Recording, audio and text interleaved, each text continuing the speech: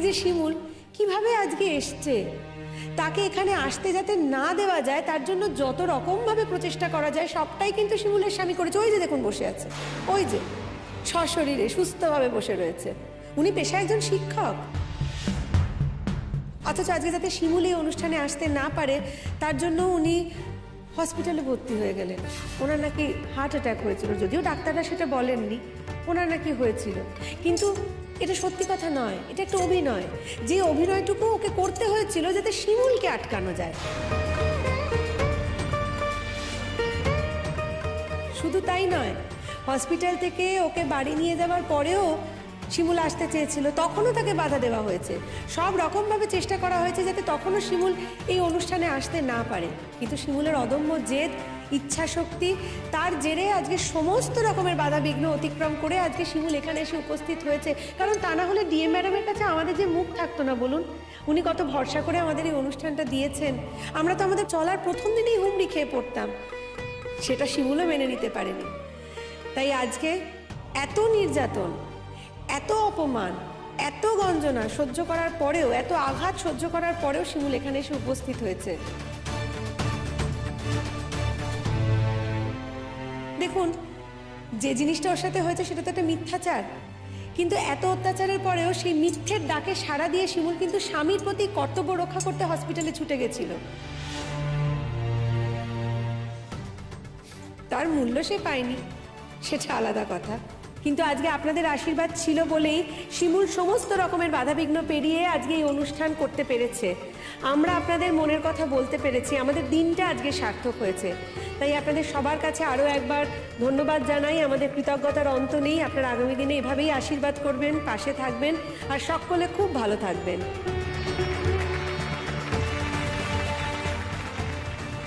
দেখছিস দাদা, তোর বউ সকলের সামনে কেমন তোকে ছোট করছে, দেখ।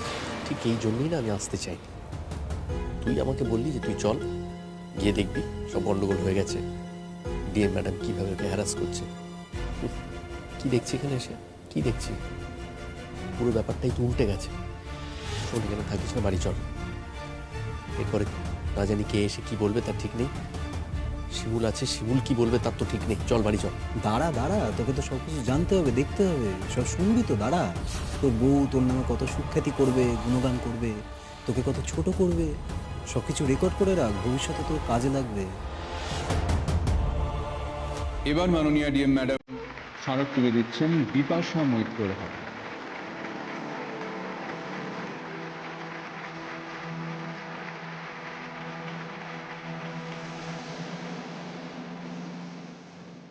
এবার সুচরিতা মুখার্জিকে কিছু বলার জন্য অনুরোধ করছি।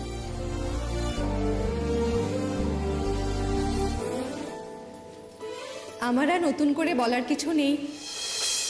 ওরা যা বলেছে সেটা আমারও মনের কথা। তবে একটা কথাই বলবো যে আমরা যারা নির্যাতিত শুধু যে তারাই এখানে এসেছি এমনটা নয়। যাদের উপর কোনো নির্যাতন হয়নি তারাও কিন্তু এখানে আছে, শুধুমাত্র আমাদের পাশে দাঁড়াবে বলে, আমাদের হাতটা ছোঁবে বলে। এইভাবে আমরা পরস্পরের পাশে দাঁড়াবো, এই যে উদ্যোগ, এর মূল কাণ্ডারি কিন্তু আমাদের শিমুল ব্যানার্জি। ও না থাকলে এটা একদমই সম্ভব হতো না। আমি ভালোবেসেই বিয়ে করেছিলাম। বিয়ের বেশ কিছু বছর পর জানতে পারি আমার স্বামী অন্য নারীতে আসক্ত। তিনি আমাকে ছেড়ে, আমাদের একমাত্র মেয়েকে ছেড়ে, আমাদের সংসার ছেড়ে চলে গেছেন। অনেক অসম্মান, অনেক অপমান সব সহ্য করে পড়ে রয়েছি শুধুমাত্র মেয়েটার মুখের দিকে তাকিয়ে। আসলে আমাদের তো আর যাওয়ার কোনো জায়গা থাকে না বিয়ে হয়ে যাওয়ার পর। বাপের বাড়ির লোকও আমাদের ফিরিয়ে নিয়ে যেতে আসেনি, তারা চায়নি আমি সেখানে ফিরে যাই, সেজন্যই এখানে পড়ে রয়েছি। মাঝে মধ্যে মনে হয় যে মেয়েদের সত্যি নিজের জন্য কিছু করা উচিত, নিজের পায়ে দাঁড়ানো উচিত। আজকে হয়তো এই জায়গায় এসে নতুন করে কোনো চাকরি করতে পারবো না, তবে বিয়ের আগে যে গানের চর্চা ছিল সেই চর্চাকে কাজে লাগিয়ে আমরা আমাদের মতো করে এই ছোট দলটা গড়ে তুলেছি। আবারও কিন্তু বলবো শিমুলের কথা, ও না থাকলে এই দলটাও কিন্তু আমরা করতে পারতাম না। আজকে মনের কথা বলতে এসে মনে হচ্ছে জীবনটা শুধুমাত্র অন্ধকারাচ্ছন্ন নয়, সেখানে অনেক আলো আছে। আর এই আলো যিনি দেখিয়েছেন, যিনি আমাদের আলো হয়ে জ্বলে উঠতে সাহায্য করেছেন, তিনি আর কেউ নন, ডিএম ম্যাডাম। তাকে আমার আন্তরিক কৃতজ্ঞতা, অনেক ধন্যবাদ আমাদের এই সুযোগটা দেওয়ার জন্য। নমস্কার।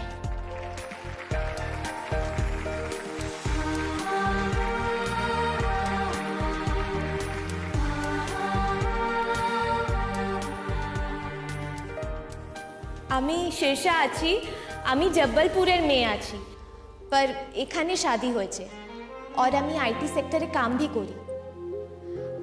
আমার প্রবলেমস অন্যদের প্রবলেমস থেকে थोड़ा बहुत अलग আছে। ऐसा तो नहीं कह सकती कि আমার হাজবেন্ড আমাকে ভালোবাসে না, আমার হাজবেন্ড আমাকে ভালোবাসে।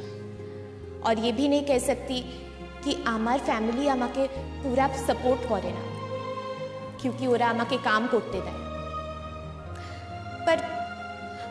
पर আমার কথা বলা, চলনা ফিরনা, নন বেঙ্গলি অ্যাকসেন্ট, ये सब लेके ওদের একটু প্রবলেমস আছে।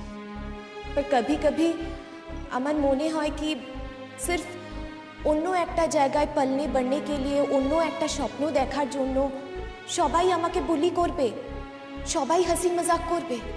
कभी कभी तो बहुत बुरा भी লাগে, पर फिर भी ऐसे ही আমি আমার ফ্যামিলিতে রয়ে গেছি और থাকতে भी পারবো। हाँ, पर मुझे लगता है कि আমার সমস্যাই सबसे बड़ा समस्या নয়। অনেক মেয়ে আছে যাদের আমার থেকেও অনেক বড় সমস্যা হয়। এই জন্যই আমরা এই দলটা করেছি। इसके जरिए আমরা সব প্রবলেমসের সমাধান করব। আমরা सिर्फ जगह जगह গাইবো না, আমরা সোসাইটিকে অ্যালার্ট করব।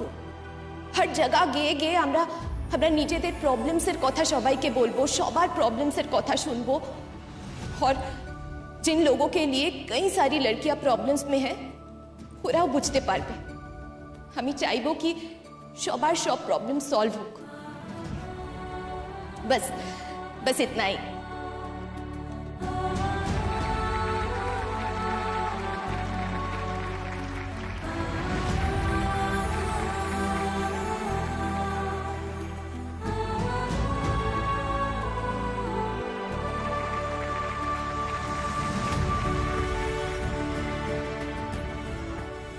আমি সত্যি জানি না আমি কি বলবো। সবাই আমার কথা বলেছে, কিন্তু আমি সবার কথা বলতে চাই। বিয়ের পর যখন শ্বশুর বাড়িতে এসেছিলাম, আমার জীবনের সব স্বপ্ন ভাঙা শোক নিয়ে যখন আমি চুপচাপ বসেছিলাম, যখন ভেবেছিলাম যে আমার জীবনের গতিটা এখানেই থেমে গেল, তখন ওরাই প্রথম আমাকে বাড়ি থেকে বের করেছিল।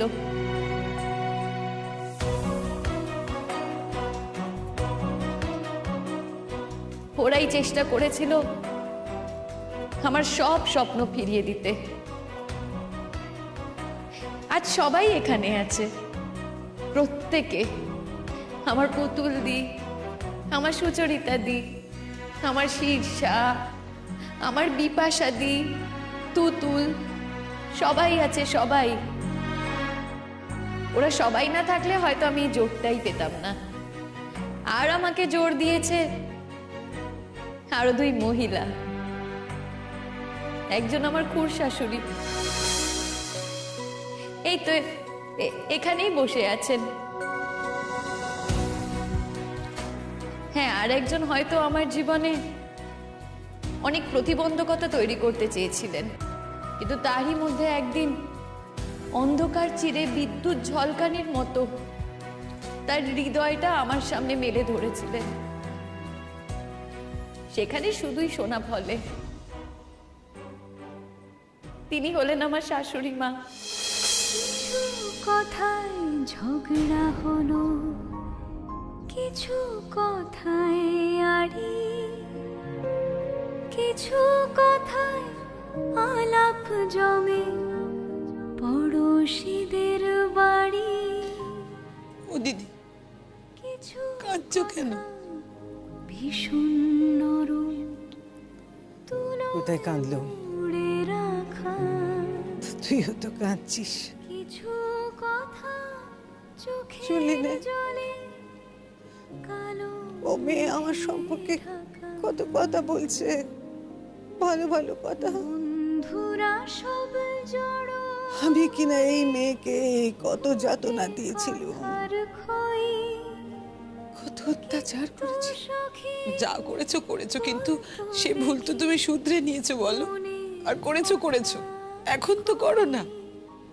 ও দিদি, কারে এই শিমুলের পাশে তুমি সব সময় থেকো দিদি, সব সময়। কার কাছে আমি জানি উনিও খুব অসহায়, ওনারও কিছু করার নেই। ওনারও হয়তো খুব কষ্ট হয় আমার বিরুদ্ধাচারণ করতে। কি আর করবেন, নিজের সন্তানদের মুখের দিকে চেয়ে এটাই করতে হয়। তুই ছেলে বলা ভালো, তবে আমি জানি এই আগল ছেড়ে উনিও একদিন বেরিয়ে আসবেন। জানেন, এই বিশ্বকর্মা পুজোর দিন আমার শাশুড়ি মা আমাদের সাথে ঘুড়ি উড়িয়েছেন, এবং আমি এটাও জানি এই যে আমাদের দল, এই দলে একদিন সব থেকে বড় সহায়ক হয়ে উঠবে আমার শাশুড়ি মা। আমি জানি সেটা। আর ডিএম ম্যাডাম, আপনার কাছে আমার কৃতজ্ঞতার কোনো অন্ত নেই, আমাদের কারোরই কৃতজ্ঞতার কোনো অন্ত নেই। আমাদের জীবনে এরকম একজন আলোকবর্তিতার মতো দাঁড়িয়েছিলেন বলেই আমাদের জীবনে আজ এত আলো। আপনাদের শুধু একটাই কথা বলবো, আমাদের আশীর্বাদ করুন, আমরা যেন আরো এগিয়ে যেতে পারি।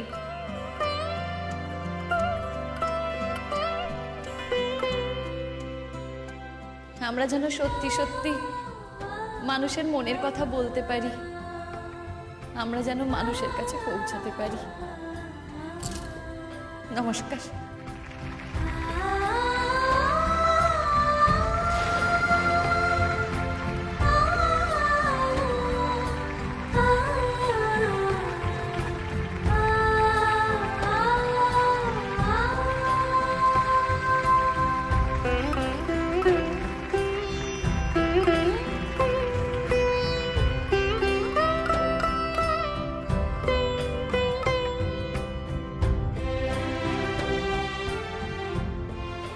আমাদের আজকের অনুষ্ঠান এখানেই শেষ হচ্ছে। আমরা নিশ্চয়ই খুব তাড়াতাড়ি আবার এদের কথা শুনতে পারবো, আবার এদের গল্প শুনতে পারবো। আপনাদের সকলকে অসংখ্য ধন্যবাদ এই অনুষ্ঠানে উপস্থিত হওয়ার জন্য।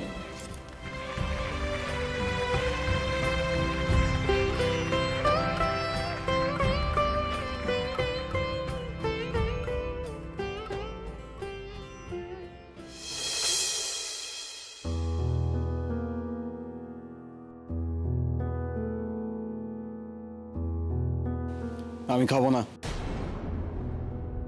আমাকেও খেতে দেওয়ার কোনো দরকার নেই। কি হয়েছে? কেন বলি খাবি না কেন?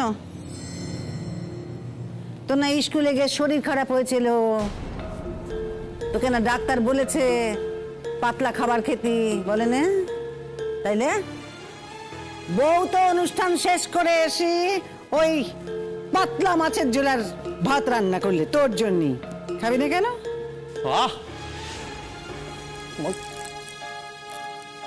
বললাম না, আমি বললাম না খাবো না, তুমি শুনতে পেলে না? বারবার একই কথা বলে যাচ্ছি, খাবি না কেন, খাবি না কেন? জিজ্ঞাসা করেছে খাবি নি কেন, মেজাজ দেখাচ্ছিস কেন?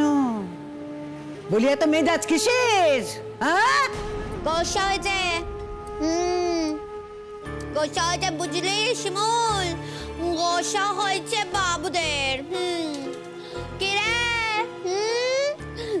তোর বউ তো একবার নাম ফাটিয়ে দিল, আর তোর বউ নতুন নাম ফাটিয়ে দিল।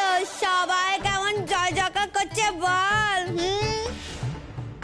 এমন চুপ করে দেখছিলি মিটমিট করে? হ্যাঁ আমি সব দেখেছি। এখন পাড়া বেরোবি আর সবাই বলবে যে পরাগ পলাশ কিছু না আমি হলুম গে পুতুল, পুতুলের ভাই যাচ্ছে আর শিমুলের বর যাচ্ছে, আর দাও যাচ্ছে। এই বড্ড বার বেড়েছে তোর না, বড্ড বার বেড়েছে। যা খুশি তাই বলে যাচ্ছিস তুই। আজকে তোর একদিন কি আমার একদিন দিদি। মুখে বলছিস কেন? দে না, দেখ কত দে। তোকে আজকে আমি মেরেই ফেলবো, মেরে ফেলবো।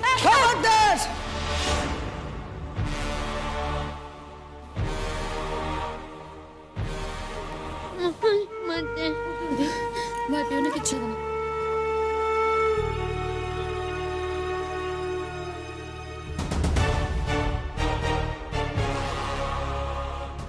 আমার মেয়ের গায়ে যদি এতটুকু তোমরা কেউ ছুঁয়ে দিয়েছো,